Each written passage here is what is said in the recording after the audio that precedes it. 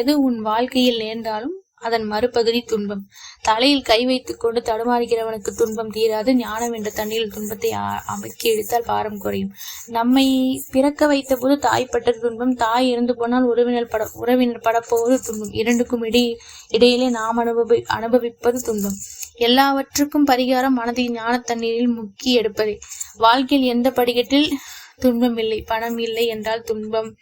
அதிகம் சேர்ந்து விட்டால் வருமான வரி துன்பம். வட துருவத்திற்கு போனால் பனிகட்டி துன்பம். தென் துருவத்திற்கு போனாலும் பனிகட்டிதான். துன்பம் ஒரு சோதனை என்று முன்பே நான் எழுதியிருக்கிறேன். துக்கம் சுமையை குறைக்க காஞ்சி வீரர்கள் சொன்ன உதாரணம் என்னை மெய்சிலிருக்க வைத்ததா இதனை மீண்டும் எழுதுகிறேன்.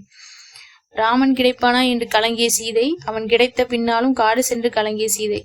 காட்டிலும் ஒரு நாள் தூக்கி செல்லப்பட்டு கலங்கிய சீதை, அவனை காணாமல் தினம் கலங்கிய சீதை, வந்து தன்னை மீட்டதும் அவனால் சந்தேகிக்கப்பட்ட சீதை. சீதையின் வாழ்க்கையிலே ஒரு சுவடுக்கு மறுசுவடு துன்பம் என்றால் என் நிலையும் முன்னிலையும் என்ன அப்படின்னு அவர் கேட்கிறாரு. அவர் கேட்கறது கரெக்ட் தான். அடுத்த பாட்டை பார்க்கலாம்.